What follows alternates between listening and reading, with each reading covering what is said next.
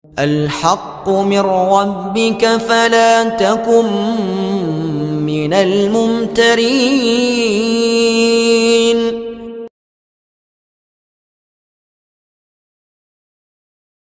Dukun dakwah Al-Haqqu TV, pembangunan asrama, panti asuhan dan pondok pesantren Al-Haqqu, serta pembangunan Masjid Islami Center Al-Haqqu. Salurkan donasi Anda melalui Bank Syariah Indonesia dengan nomor rekening 7726170370 dengan kode bank 451 atas nama Muhammad Rais, pengasuh panti asuhan dan pondok pesantren Al-Haqqu.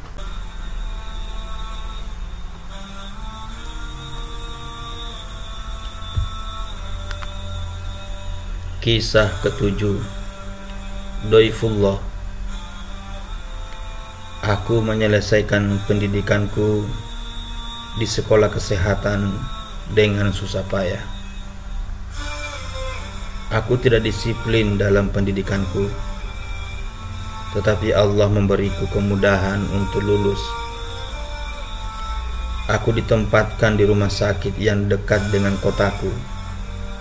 Alhamdulillah, semua urusanku pun terasa mudah. Aku hidup bersama kedua orang tuaku. Aku memutuskan untuk mengumpulkan mahar bagi istriku, dan itulah yang selalu dianjurkan oleh ibuku setiap hari. Pekerjaanku berjalan serius dan tertib. Apalagi aku bekerja di rumah sakit militer. Aku suka bergerak, sehingga aku mendapat kesuksesan yang baik di dalam perjalananku dibanding dengan pendidikan teoriku yang membosankan. Rumah sakit itu menampung para pegawai dari berbagai macam suku bangsa. Hubunganku dengan mereka adalah hubungan kerja. Mereka banyak memanfaatkan keberadaanku bersama mereka sebagai orang pribumi, sehingga aku menjadi guide mereka untuk mengunjungi tempat-tempat bersejarah dan pasar-pasar. Aku juga suka mengajak sebagian dari mereka ke ladang kami. Hubunganku dengan mereka sangat kuat, dan seperti biasanya, ketika masa kontrak salah seorang pegawai berakhir, kami selalu mengadakan pesta perpisahan untuknya. Suatu hari, salah seorang dokter berkebangsaan Inggris memutuskan untuk pulang ke negaranya karena masa kerjanya bersama kami sudah berakhir. Kami bermusyawarah untuk mengadakan pesta perpisahan untuknya, dan tempat yang ditentukan adalah ladang kami. Secara umum, semua persiapan sudah dilakukan. Akan tetapi, pikiranku terfokus pada hadiah yang berharga dan tepat. Dokter ini suka sekali mengoleksi benda-benda bersejarah, maka tidak perlu susah payah dan sulit. Ayahku punya banyak koleksi benda-benda seperti itu. Aku pun memintanya dan mengambil satu benda bersejarah buatan lokal klasik. Pada waktu itu, saudara sepupuku mengikuti pembicaraanku dengan ayahku, dan dia menambahkan, "Mengapa kamu tidak memberinya hadiah tentang Islam?" Aku memutuskan mengambil benda bersejarah itu. Aku tidak menuruti ucapan saudara sepupuku, karena hal itu kuanggap terlalu serius.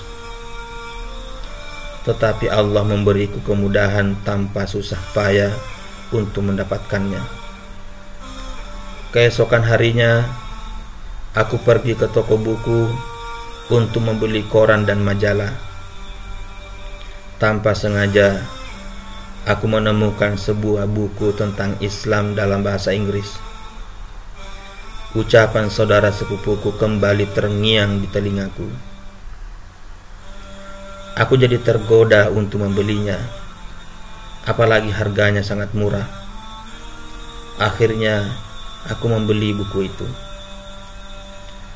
Pada hari pesta perpisahan dengan kolega kami itu, aku meletakkan buku tersebut di tengah-tengah benda bersejarah dan seakan-akan aku menyembunyikannya. Aku memberikan hadiah itu kepadanya. Perpisahan itu sangat berkesan bagi kami semua. Dokter ini disukai oleh seluruh karyawan. Hari demi hari, bulan demi bulan berlalu dengan cepat. Aku menikah dan dikaruniai seorang anak. Suatu hari, aku menerima surat dari Inggris. Aku membacanya perlahan-lahan karena ditulis dengan bahasa Inggris.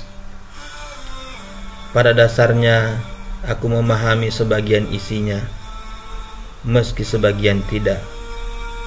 Aku tahu bahwa surat itu berasal dari seorang kawan lama yang pernah bekerja bersama kami. Akan tetapi, aku harus membuka-buka kembali memoriku. Namanya baru pertama kali kudengar, bahkan terasa aneh di telingaku. Dhaifullah, yang artinya tamu Allah, itulah namanya. Aku menutup surat itu dan berusaha mengingat seorang kawan bernama Dhaifullah. Akan tetapi, aku tidak mampu mengingat seseorang dengan nama itu selain namaku. Namaku Dhaifullah juga. Aku buka kembali surat itu dan aku membacanya sekali lagi dengan tenang. Huruf-hurufnya mengalir dengan mudah. Ini adalah bagian dari suratnya. Yang terhormat Saudara Dhaifullah, Assalamualaikum warahmatullahi wabarakatuh. Allah telah memberiku kemudahan untuk agama Islam dan memberiku hidayah melalui Anda. Aku tidak akan melupakan persahabatan kita, dan aku akan kembali mengingat buku yang Anda berikan kepadaku ketika aku pergi. Suatu hari, aku membacanya, dan minatku untuk mengetahui lebih banyak tentang Islam semakin kuat.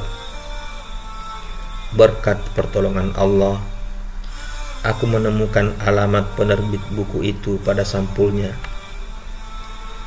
Aku pun mengirim surat kepada mereka untuk meminta tambahan buku.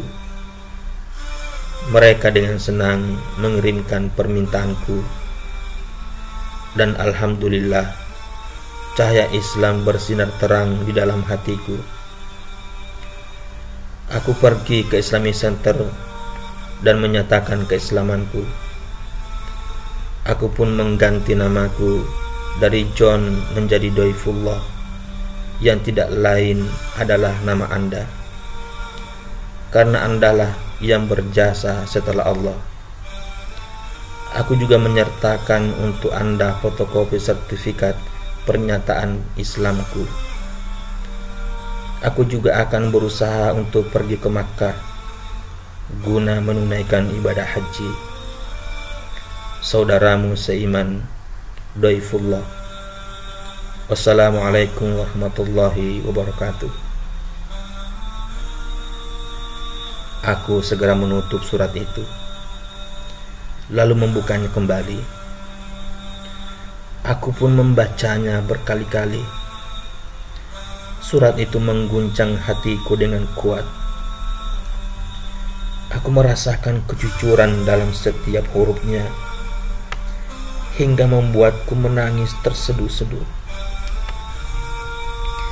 Bagaimana mungkin Allah memberikan hidayah kepada seseorang untuk masuk Islam melalui tanganku, sementara aku lalai terhadapnya? sebuah buku yang harganya tidak lebih dari 5 rial bisa membuat seseorang mendapatkan hidayah dari Allah. Aku merasa sedih dan gembira. Gembira karena Allah memberinya hidayah untuk masuk Islam tanpa susah payah dariku. Dan aku sangat bersedih karena aku bertanya kepada diriku sendiri, mana perangku terhadap para karyawan yang bekerja denganku di masa lalu? Aku tidak pernah mengajak mereka kepada Islam. Aku tidak pernah memperkenalkan mereka dengan agama ini. Tidak ada satu kata pun yang bisa menjadi saksi untukku kelak di hari kiamat. Padahal aku banyak berbicara dan bercanda dengan mereka, tetapi aku tidak pernah memberitahu mereka tentang Islam, sedikit atau banyak. Allah telah memberikan hidayah kepada Doifullah untuk memeluk agama Islam, dan Allah telah memberiku hidayah untuk mengevaluasi diri dan kelalaianku dalam mentaatinya. Aku tidak akan meremehkan kebaikan sedikit pun, kendati hanya berupa sebuah buku seharga 1 rial. Apa yang terjadi? Aku bertanya-tanya, di mana kita? Berapa banyak sopir non-muslim di tempat kita? Berapa banyak pembantu rumah tangga non-muslimah di tempat kita? Berapa banyak dan berapa banyak? Bukankah ia pernah menitikkan air mata? Akan tetapi tinggal pertanyaan, mana aksinya?